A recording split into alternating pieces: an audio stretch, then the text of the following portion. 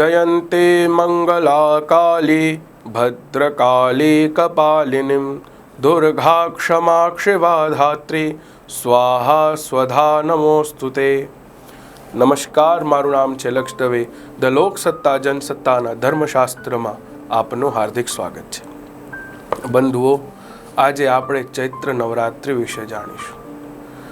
આ વર્ષે ચૈત્ર નવરાત્રિ તારીખ 30 માર્ચ 2025ના રોજ રવિવારના દિવસથી પ્રારંભ થશે। બંધુઓ, આ વખતની વિશેષ વાત એ છે કે નવરાત્રિના પ્રારંભમાં માનું આગમન ગજ પર થવાનું છે। માં હાથી પર બિરાજમાન થઈને આવવાના છે।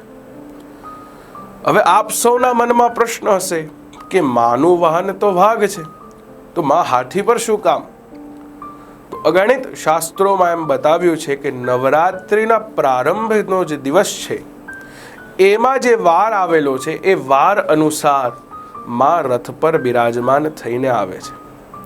ગયા વર્ષે ચૈત્ર નવરાત્રિમાં માં ઘોડા પર બિરાજમાન થઈને આવી હતી, એટલે યુદ્ધના ને આદિ તણાવવાળા માહોલ બન્યા હતા।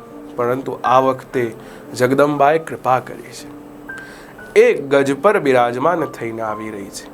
એટલે આ વર્ષે વરસાદ ખૂબ જ સારો થશે અને એનાથી ફસલોને નુકસાન નહીં, ઉલટું ફસલો સારી થશે। આ વર્ષે ગજ પર બિરાજમાન થઈને આવે છે માં, એટલે સૌના જીવનમાં સુખ, શાંતિ અને સમૃદ્ધિનો વાસ થશે। આજ માની કૃપા છે। તો હવે આપણે જાણીએ કે જે લોકો આ ચૈત્ર નવરાત્રિમાં વ્રત કરે છે એ વ્રત કરતા પહેલા માની સ્થાપના કરે છે। એ સ્થાપનાનો મુહૂર્ત શું છે?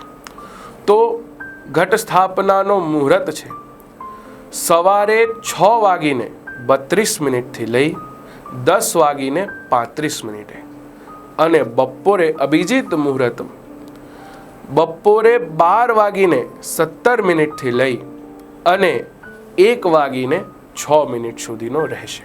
આ દરમિયાન આપે ઘટ સ્થાપના કરવી। બંધુઓ, આ વખતે એક જ દિવસે બે તિથિ ભેગી છે, એ છે બીજ અને તીજ, એટલે રામનવમી આ વખતે તારીખ 6/4/2025ના રોજે ઉજવાશે। અને જે લોકોએ વ્રત કર્યું છે એમનો વ્રતનો પારણનો દિવસ છે તારીખ 7/4/2025। આ દિવસે આપ આપનું વ્રત પારાયણ કરી શકો છો। બંધુઓ, ચૈત્ર નવરાત્રિ કહેવાય છે માને અતિ પ્રિય છે અને આ ઉપાસનાની નવરાત્રિ છે। જેમ એક નવરાત્રિમાં આપણે રમીએ છીએ, પરંતુ આ નવરાત્રિ ઉપાસનાની નવરાત્રિ છે। આ નવરાત્રિમાં માની ભાવથી ભક્તિ કરવી જોઈએ, વિવિધ પ્રકારના માને ભોગ અર્પણ કરવા જોઈએ, માનો સુંદર શૃંગાર કરવો જોઈએ અને માની સ્તુતિ વંદના કરવી જોઈએ। ભગવાન શ્રી રામચંદ્રને પણ આ ચૈત્ર નવરાત્રિની પૂજા કરી અને રાવણ પર વિજય પ્રાપ્ત કર્યો। રામાયણમાં આનો ઉલ્લેખ આપેલો છે।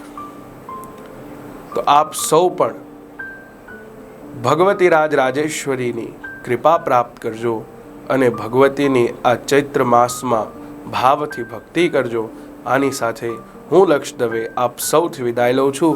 જય શ્રી કૃષ્ણ।